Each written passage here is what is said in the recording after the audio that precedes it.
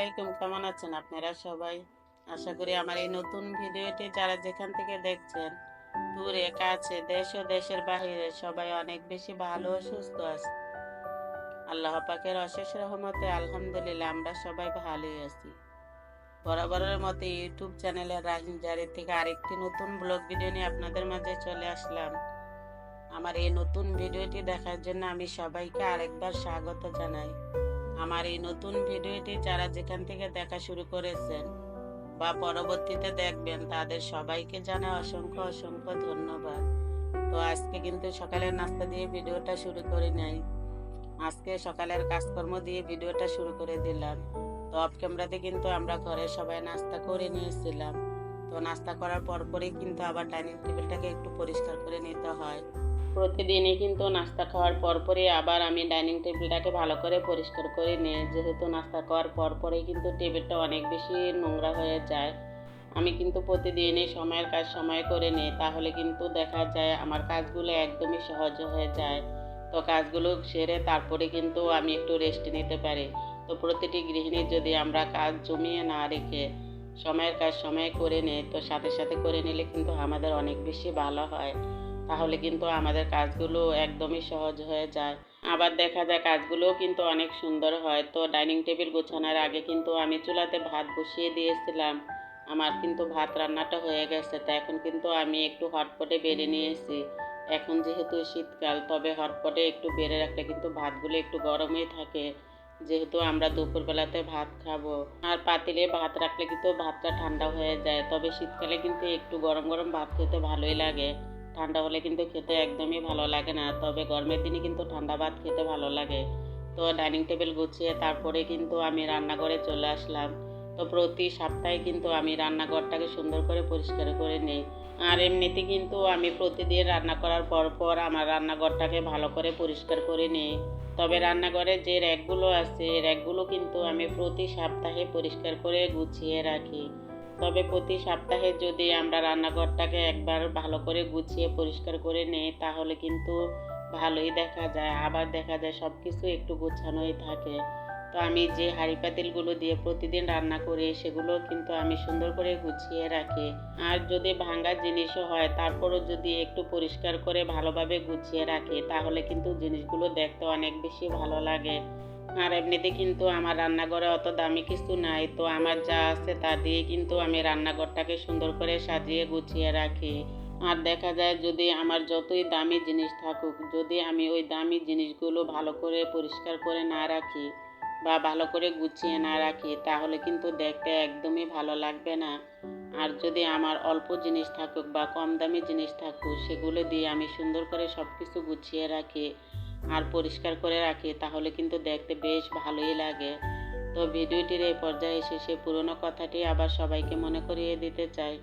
যদি আপনারা কেউ আমার ভিডিওতে একটি ছোট্ট লাইক দিতে ভুলে যান, তাহলে প্লিজ একটি ছোট্ট লাইক দিয়ে আমার ভিডিওটি কন্টিনিউ করে নেবেন। আপনাদের ছোট্ট একটি লাইক আমার ভিডিওটি আরও অনেকের কাছে পৌঁছাতে সাহায্য করবে। আর যদি আপনারা কেউ আজকে আমার এই ভিডিওটি প্রথমবারের মতো দেখে থাকেন, যদি ভিডিওটি দেখতে দেখতে আপনাদের কাছে কোনো অংশ ভালোই লেগে যায়, তাহলে আমার চ্যানেলের পাশে থেকে যেতে পারেন। পাশে থাকা বেল বাটন অপশনটা প্রেস করে নিতে পারেন। এতে করে আমি ভিডিও ছাড়া মাত্র কিন্তু আপনাদের কাছে পৌঁছে যাবে। আপনারা আপনাদের সময় সুযোগ করে আমার ভিডিওটি দেখে নিতে পারবেন। আর যারা যারা অলরেডি এই কাজগুলো করে ফেলেছেন, তাদের সবাইকে জানাই অসংখ্য অসংখ্য ধন্যবাদ। তো আপনাদের সাথে কথা বলতে বলতে কিন্তু আমার রান্নাঘরটাও পরিষ্কার করা হয়ে গেল। আর রান্নাঘরটা পরিষ্কার করে তারপরে কিন্তু আমি দুপুরের জন্য রান্না করে নিব। তো দুপুরে রান্না বসিয়ে দিয়ে তারপরে কিন্তু আমি বাকি ঘরের কাজগুলো সেরে নিব। আর এদিকে আমার রান্নাটা হয়ে যাবে, ওইদিকে কিন্তু আমার ঘর গোছানোও হয়ে যাবে। আর আমরা যারা গৃহিণী আছি, যদি আমরা গৃহিণীরা একটু বুদ্ধি করে বা একটু কৌশল করে কাজগুলো করি, তাহলে কিন্তু আমাদের কাজগুলো একদমই সহজ হয়ে যায়। আর কাজগুলো করতে গেলে কিন্তু আমাদের এলোমেলো লাগে না। আর যদি আমরা সব কাজগুলো জমিয়ে রেখে দেই আর সব কাজগুলো যদি আমরা একসাথে করতে যাই, তাহলে কিন্তু কাজ করতে গেলে আমাদের অনেকটাই এলোমেলো লেগে যায়, কাজেরও কিন্তু অনেক দেরি হয়ে যায়। আবার কাজগুলো কিন্তু একদমই সুন্দর হয় না। যদি আমরা আস্তে ধীরে কাজগুলো সংসারে সেরে নিই, তাহলে কিন্তু সংসারের কাজগুলো সুন্দর করেই করে নেওয়া যায়, আবার পরিষ্কারও হয় সুন্দর। আমি কিন্তু রান্নাঘরের র্যাকগুলো পরিষ্কার করে ভালো করে গুছিয়ে নিয়েছি। তো রান্নাঘরের র্যাকগুলো গুছিয়ে তারপরে কিন্তু যে রান্নাঘরের টাইলসগুলো আছে, রান্না করলে কিন্তু টাইলসগুলোর উপর অনেক বেশি তেল চিটচিটে ভাব হয়ে যায়। তো প্রতি সপ্তাহে কিন্তু আমি যে তেল চিটচিটে ভাব ওঠানোর জন্য একটা মাজুনি দিয়ে টাইলসগুলোকে ভালো করে পরিষ্কার করে নিই। আর এমনিতে প্রতিদিনই কিন্তু আমি যে চুলার সাইডে টাইলসগুলো আছে, সেগুলো কিন্তু আমি প্রতিদিনই পরিষ্কার করে মুছে নিই। তারপরও কিন্তু আমি প্রতি সপ্তাহে যে রান্নাঘরের উপরে টাইলসগুলো আছে, সেগুলো ভালো করে পরিষ্কার করে নেই। আর যদি আমরা প্রতি সপ্তাহে রান্নাঘরটাকে এভাবে পরিষ্কার করে রাখি, তাহলে কিন্তু আমাদের অত বেশি কষ্ট হয় না। যত বেশি ময়লা হয় তত বেশি কিন্তু পরিষ্কার করতে কষ্ট হয়। আর ময়লা কম হলে কিন্তু কষ্টটাও আমাদের কম হয়। আবার অনেকেই মনে করে যে দামি জিনিস থাকলেই নাকি ঘর-টর পরিষ্কার দেখা যায়। আসলে কিন্তু এটা একদমই ঠিক না।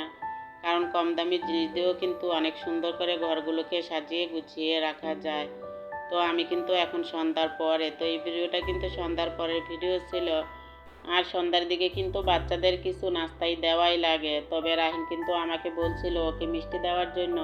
আর সে কারণে কিন্তু ওকে আমি এখন মিষ্টি দিয়ে দেব। তবে মিষ্টিগুলো কিন্তু আমাদের ফ্রিজে রাখা ছিল। তো আমি কিন্তু আগে থেকেই বের করে রেখেছি। যেহেতু এখন ঠান্ডার দিন, তো ঠান্ডার জিনিস খেলে আবার বাচ্চাদের ঠান্ডা লেগে যাবে। আর সে কারণে কিন্তু আমি ফ্রিজ থেকে আগের থেকে মিষ্টিগুলো বের করে রেখে দিয়েছিলাম। আর এই সন্ধ্যার টাইমে কিন্তু আমাদের ঘরে কেউই থাকে না। আমি আর রাহিনী কিন্তু ঘরে থাকি। তো দুজনেই কিন্তু ঘরে। সে কারণে কিন্তু দুজনেই সন্ধ্যার নাস্তা করে নিয়েছিলাম।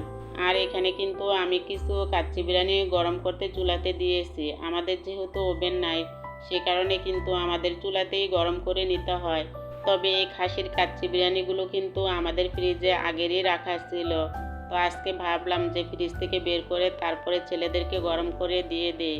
আর দুপুরবেলাতে কিন্তু আমি একটু শুটকি রান্না করে নিয়েছিলাম আর কিছু শাক ভাজি করে নিয়েছি।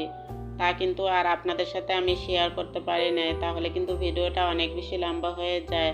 তো শুটকি রান্না কিন্তু আমার ছেলেরা একদমই পছন্দ করে না। আর দুপুরবেলাতে কিন্তু ছেলেদেরকে আমি ডিম ভাজি করে দিয়েছিলাম। তবে ডিম ভাজি হলে কিন্তু আর ওদের কিছুই লাগে না। তো ডিম আর আলু কিন্তু ওরা অনেক বেশি পছন্দ করে। তো মুরগির মাংসটাও কিন্তু অনেক বেশি পছন্দ করে। মাংস, ডিম, পোলাও, বিরিয়ানি এগুলো হলে কিন্তু ওদের আর কিছুই লাগে না। তো আমার ছেলেরা কিন্তু একদমই সবজিটা খেতে চায় না। তো আপনাদের ভাইয়া বাড়িতে আসার সময় কিন্তু আবার কিছু শাক নিয়ে আসছে। আর সাথে কিন্তু 2 পদের সিম নিয়ে আসছে। তবে আমি কিন্তু আপনাদের ভাইয়াকে বলছিলাম যে 2 পদের সিম কেন নিয়ে আসছো? তবে আপনাদের ভাইয়া কিন্তু আমাকে বলছিল যে সিমে বিচি আছে ওই সিম দিয়ে শাক ভাজি করার জন্য। আর যেই সিমে বিচি নাই সেই সিমগুলো দিয়ে আমাকে মাছ রান্না করতে বলছিল। তো এখন কিন্তু আমি সব কিছু একটু গুছিয়ে রেখে দিব। কারণ এখন তো আর রান্না করব না, যেহেতু পরের দিন রান্না করে নিব। তো এখানে কিন্তু কিছু পেয়ারাও নিয়ে আসছিল, সাথে কিন্তু একটা ফুলকপিও নিয়ে আসছে। তো এগুলো আমি এখন ফ্রিজে রেখে দিব। তো পরের দিনের রান্নার জন্য কিন্তু আমি শাকগুলো বেছে রেখে দিব। কারণ শাক বাছতে গেলে কিন্তু অনেকটাই সময় লাগে। তো এখন যেহেতু একটু ফ্রি আছি, তো এখন আমি শাকগুলোকে ভালো করে বেছে তারপরে ফ্রিজে রেখে দিব। তো পরের দিন আবার সিম, আলু আর এই লাউ শাক দিয়ে ভাজি করে নিব।